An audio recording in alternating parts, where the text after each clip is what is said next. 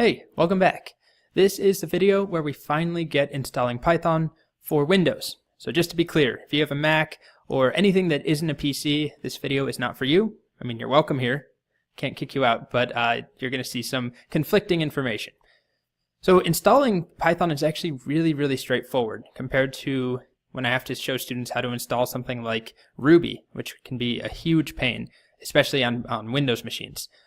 Python, however, is really straightforward to install. It's just that in order to execute it, to run scripts, you do need to know some of the basic command line commands that we talked about earlier in the course.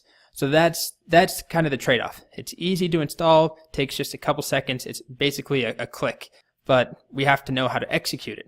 And before I go any further, the end goal is that we want to be able to type Python in our PowerShell. So I'm inside PowerShell. If you did skip the section, because I know some people just want to go straight into installing, make sure that you know how to open up PowerShell.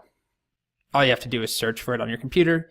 If you have Windows 7 or greater, it should be there. So I want to be able to type Python and get a version greater than 3.6.4 or 3.6.4 or higher, which shouldn't be a problem once we install it. But if you've never installed Python, this should not work. It should give you a bunch of red text as if I had typed that. It should say the term Python is not recognized. So to get that command, all we have to do is go to python.org and download it. So we go to downloads, and then this is important. We want download for Windows, which it should automatically suggest that you have Windows. But then you want to make sure you're clicking Python 3.x, not 2.7. 3.x. Click that, and then run. It will take a moment. I will fast forward through this. And it's really important that you click the button or the checkbox that says Add Python to Path. So make sure you have that checked before you finish the install. And then go ahead and complete the installation. It will take a moment. And when it's done, open up PowerShell again. Make sure that you're not trying this. If you were following along and you tried to run Python in PowerShell before you installed, you're going to need to make a new window or quit out of PowerShell and reopen it. Basically restart the process because it's not aware that Python is now a thing.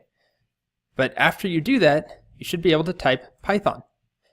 And then this takes us to what's known as the Python interpreter.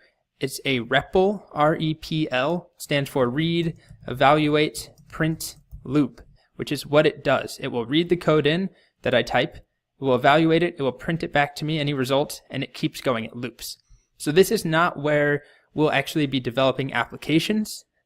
We're not going to type an entire website, or you're not going to analyze some data from a CSV file in here, but it's a quick way to test things out. So for example, try typing something that is gibberish, that isn't Python. It tries to run dkj as Python code, and it tells me it's an error. We'll talk a lot more about all of this, but is not defined. If you tried to type something that is Python, which really briefly, 1 + 1. It reads this in, it evaluates it, which is 2. It prints it, and then it loops, and it waits for me to do something else. Now I'm going to do 1 + 2.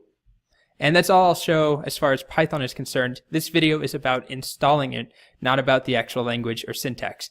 But just make sure that you're able to do this. Make sure that you can type Python in your PowerShell, and that the prompt changes to this. And then you can type whatever you want in here. It's not the focus. And the last thing I need to mention is how you get out of here, because this is not your normal prompt in the PowerShell. I don't see this path here that tells me where I am. To get out of here, I can type quit with parentheses. If I just type quit like this, it tells me use quit with parens or Control-Z plus return, whichever is easier for you. Control-Z and return, which I don't know if that's on Mac as well. I usually just type quit. Just like that, and we're out of there now, and I'm back in PowerShell. So I can open it back up by typing Python, and then quit. So we'll be doing this quite a bit, especially early in the course. The REPL, the Python interpreter, is a really easy way of writing code and seeing what happens. You don't have to make a new file, you don't have to save code in the file, you don't have to navigate to it and then execute it. You can just go right away. Cool. So hopefully that went okay for you. If not, make sure to leave a comment on the discussion board, talk about what went wrong, definitely copy and paste any error messages that you see along the way in order for us to help you, because it probably has to do with either the version of Windows that you're running, maybe you've installed Python before. There's a couple things that could come up, but it really depends on the specifics of your machine.